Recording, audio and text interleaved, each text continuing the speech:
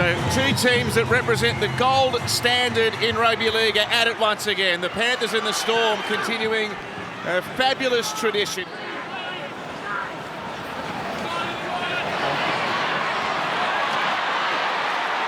And a great chance down the left side. McLean, he had Jenkins there. He opted not to pass. He tries to slide his way to the line. He's pulled down a metre or so short. He goes himself. Papali'i, I think he's got it on the deck. Isaiah Papali'i dived for the line and he gets Penrith's first try. Grant to the left, Wishart, why wouldn't you kick for Coates? He flies, he catches, he scores! It's absolutely brilliant again! The bobble is certainly there. I just want to see, does he regather? Does he regather before he goes to Dylan Edwards? He does. Try confirm. Wow! Gee, that was tight. Good kick, he shaped it. He's got it. He's got it. Well, Edwards has kept it in. Jenkins has got to scurry back. No, he touched the line. Here's Munster. Gives a pass away. Anderson tackle. They pick. They drive. He's gonzo.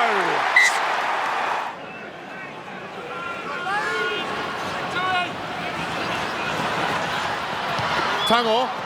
Over the top. What a kick. Edwards, Cleary, can he link in? Cleary goes to the line himself, I think he's slid there.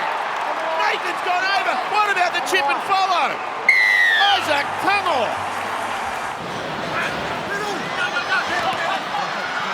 Edwards for Tungor, back underneath now. Top off. Tackled by Bloor. Penalty.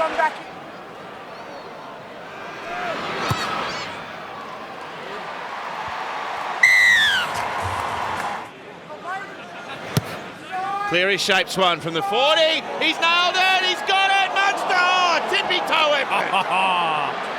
How good was that? Oh, that was so cool. There it is. We're nearly 14 minutes. 12 and a half. Talangi. There you go. Penrith are buckled. Coates is away. They're not going to catch him, surely. McLean. On the other side of the field, McLean coming after him. Coates, boys! I don't know. I don't know whether he's got there. What a chase by Casey McLean. The referee says try. He doesn't normally miss Xavier Coates. Playing it right in the slot there. 15 metres out from Penrith's line. Coates again! Over the top ball, tap back. Melbourne try! 6 metres away now. Kenny to Eisenhuth. Eisenhuth to Cleary. Now Dylan Edwards in a short pass. Sorensen reaches out to score!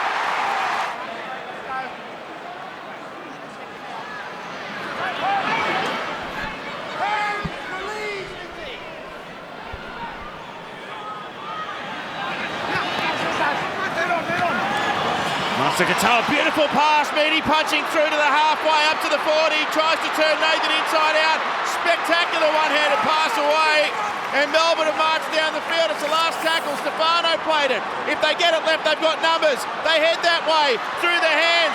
Seve beats Tot. Oh, he dives to the corner. Marion Seve's got a try. It's locked up at 18. Oh, what a piece of play. He's inside the 30. He's got a chance to win the game here. One of the Melbourne chase. Oh, it's a penalty. It's a penalty to Melbourne. Oh! He kicked the field goal too. It went straight over. And he called it. The referee made the call before Cleary even kicked the football. Grant sends it back. The Queensland Origin captain from outside the 40. It's no good. Cleary just inside the 30-metre line. He sets himself. It's another charge down. The ball down. Tungor makes a chase for it. He knocks it on. He knocked the ball on. Melbourne with another brilliant effort. Penrith on their own 40. Edwards. He lost it. There's the mistake. There it is. Melbourne are going to get a chance to win the game.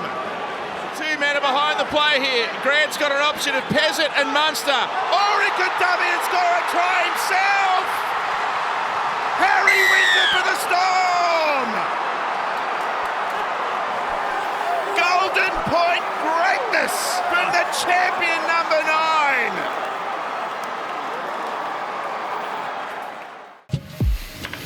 Oh, Ivan, what did you say just then in the sheds? I just didn't think we were good enough, really. I just didn't think we played well enough to win. Thought the first half was all right. Start was good.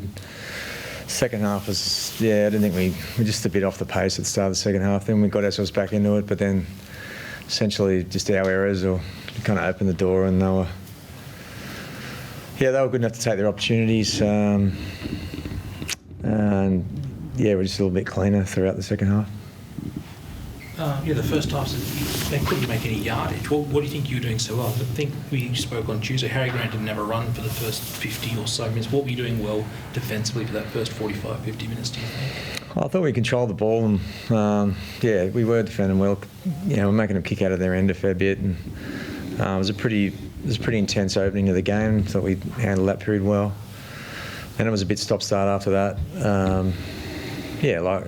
I mean, the first half was pretty good. I should sort of talk.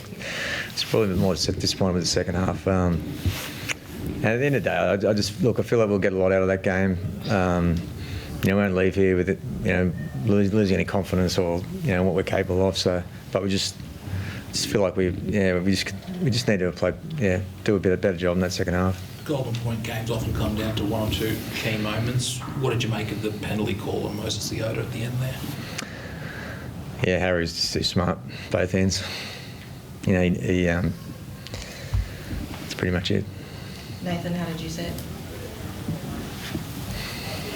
Tell the truth.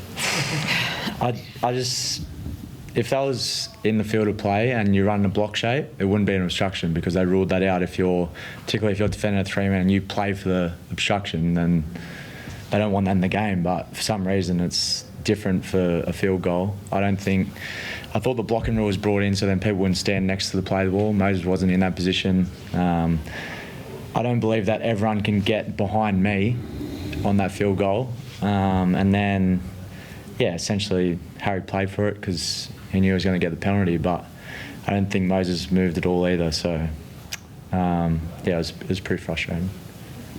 You guys nailed so many key field goals like that. Did you think anything differently was done tonight, like in the way Moses set it up or anything like that?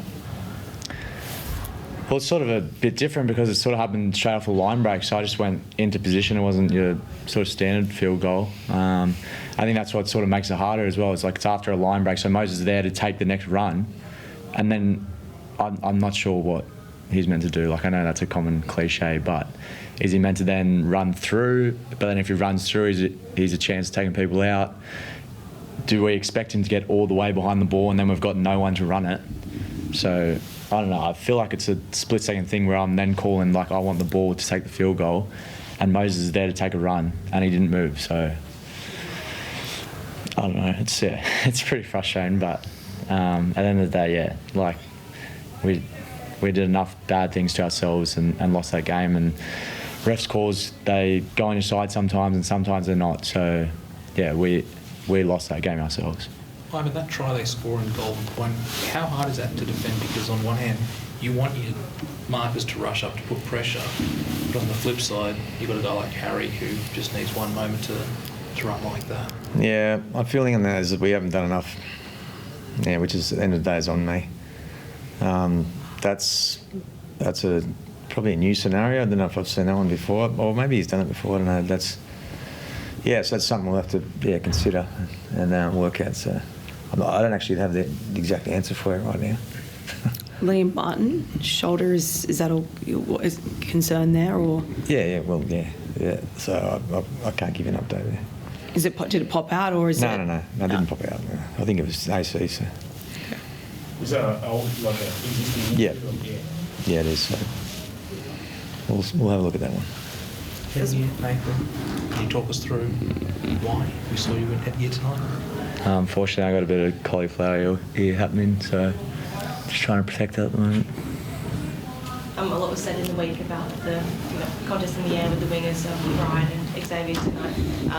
Xavier, I got the better of him, I guess. Is that how you made it? What you made of it, sorry. Yeah. At the end of the day, I thought both those tries, I thought we could have stopped. So, when you win and lose in such tight contests, like they're the things that that are the difference. So, and I just thought we just didn't quite have that edge tonight, which is necessary when you're trying to beat one of the best teams. So yeah, I guess we've been up for a while, if you want to call it that. But yeah, as I said, I feel like we leave here, pretty confident that we can match it with the best. But we're going to need to, just get a little bit sharper. Any update on Isaiah and when he might be back? No. Thanks, guys. Well, Harry, talk us through that last play.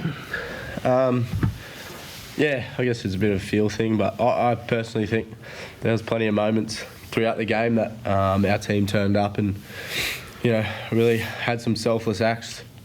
That kept us in the game and put us in those positions. I think Penrith dominated field position at time throughout the game, and I think Trent's charge down, that's the match winner for me. I think we all know the amount of work that Trent got throughout the game, but we all know how good of a kicker Nathan is. We all know how good he is with his field goals. So I think for him to put himself in the position and make that play, that's what kept us in the game. Harry, I think he was here a couple of years ago, round one against Para, Golden Point, same end of the field, very similar play. What's going through here? Do you know you're going to do that? Can you sense them rushing? Like, talk us through what's going through your head in that. I had lunch with Roy Masters and he said, "Where are you playing?" I said, "Combank." And he said, "Oh, that's where you were pretty sneaky and scored a try in Golden Point against Parramatta." So I guess he put it in my head. It's you're not going to get it right all the time, but I think I just backed myself and felt a fair bit of attention going towards Munster. Obviously he was set for the field goal and he'd had a crack earlier in the game. But like I said, you're not going to get it right all the time, but I think Trent's play kept us in the game. What about there was Nathan had another shot at field goal. How did you see that? And you got a penalty for it. It's me or Craig? No, you. I think anyone in the game has seen that that's been policed numerous times, and that's the rules within the game.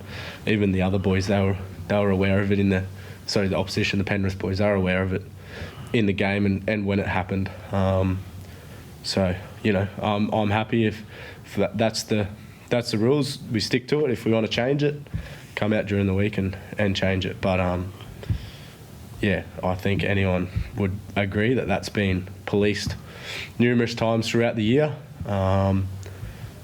And hats off to the officials for policing it the same way, because it would have been easier to change it. Harry would surprise to hear that Penrith didn't think it was a penalty, that Nathan didn't think it was a penalty then, given what you just said. I think there's been, like I said, numerous occasions throughout the year where it's been awarded a penalty, and there's probably a bit of inconsistency around it at sometimes, or confusion around it. But as long as that's the rule, it's black and white, and take that forward. But like I said, even the players throughout on the fields knew that they weren't allowed to be in that position, else they'd get out of the road. So we all train for that. We all know the circumstances. We all know scenarios. That time of the game, everyone trains and understands you're not allowed to be in that position, and it's a hard one for sure. It's a hard one, but that's just what's being policed throughout the season. Craig, what do you think of your team's performance? Like, probably for the first half, you didn't have a lot of field position.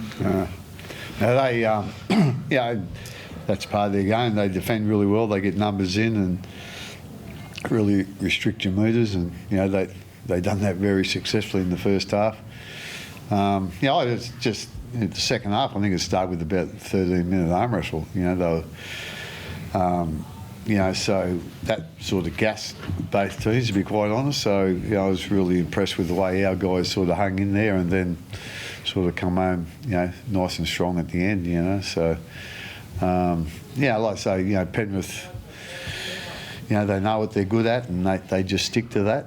And they did that for most of the night tonight. They probably didn't complete quite as high as they would have liked in the second half, but the first half they were exactly that. And for us to come back from 8 points down against a real quality team like that, and as I said, they're just very methodical with what they want to do and how they want to do it, and they usually get it done. So I thought us just hanging in there, and then we got a couple of things went our way at the end. The last 10 minutes, and we took advantage of them. So I was really happy with the performance, and I just thought the effort was great. So can you talk through the decision to put Money at fullback and bring in Pezzett?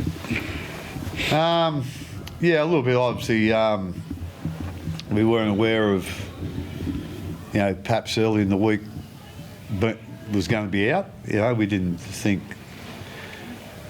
that was going to happen, but he got ruled out, and you can't sort of argue with head knocks.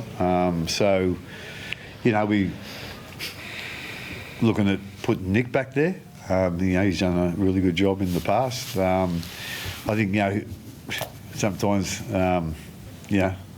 they just want to sort of make me happy type thing, but I just got the feeling when I sort of asked him that he wasn't overly fussed on it. He would have preferred to stay in the centre, so we put it there. So we just thought, put Munster there. We've been looking to give Jonah an opportunity, and to actually take control of the game. I was a bit concerned about who our opposition was, to put him in that sort of game. But we decided to roll the dice, well, not roll the dice, decide that was the right decision for us. And then, Wish has been playing a little bit in the halves and put Munn back to fullback, and he can do what he likes back there. Sometimes he gets a bit up in the front line. He's got to be there, or he's got to be here, whatever. He just likes being anywhere at any time. So we thought, just put him back to fullback and see what happens. Craig, Marion Seve's been through a lot in his career so far. Yeah. How pleased are you for him? He gets his crack against Penrith, comes up with that moment tonight, given what he's been through in just the past couple of months. With all due respect to the last few years, I don't think I've ever seen a player be as unlucky with injuries as Marion Sever. And you just marvel at how, his resilience of just, keeps trying, keeps looking to get back into it. And, I think he might have played one game earlier this season, but I think even before that, it's been a while. But, he is a really talented player. He's strong. He likes the physical side of the game. But as I said, he just seems to get these injuries right at the times when he don't need to get an injury, and he's just so unlucky. But he's such a good guy, around the club. He's really quiet, really unassuming, and I think everyone, all the players out there, Harry would say that. Everybody, in the club watching him tonight, they'd be so happy for him, and he got what he deserved tonight. Has it certainly take some time for him to adjust to wearing them? Like, has he spoken about the actual experience of wearing them out there? Like, has he said anything about he don't say much at all, to be quite honest, unless he never whinges, so I'd imagine it'd be quite uncomfortable wearing them.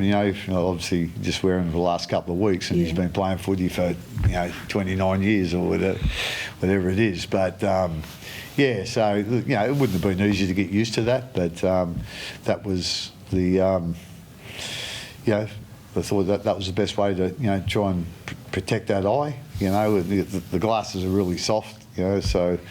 There's no chance of injuring an opposition player or anything. So like I say, it would have been uncomfortable, I'd imagine, real uncomfortable. But as I said, he's a resilient bugger, and he just gets on with it. Craig, you've coached guys like Greg Inglis, Matt King, Matt Duffy. Have you coached anyone as good in the air as Xavier coached? Like what he did tonight, even for that try for Joe Chang, I think he got over 2 Penrith defenders to bat it down. No, I don't think I ever have. I don't think, with all due respect, and to those guys you mentioned, and probably a few guys I play with or whatever, I don't think I've ever seen a better winger than Xavier Coates. He just comes up big plays. Like, come up with a big one again tonight, He's like, it was only a carbon copy of last week, but he put his foot out, and then tonight he just stayed in, you know. So, like I say, he just keeps coming up with big plays every week. So, yeah, and you know, it's not as if he just hangs back on weights for the big plays. You know, he does a whole heap of work as well, you know. So, yeah, he's one hell of a player. Sorry, Harry, can I take you back to that play with Leota? I think Ivan, I don't want to misquote him, but he said, in reference to the try he scored, but also that play, he said, Harry was too clever for us at either end of the field.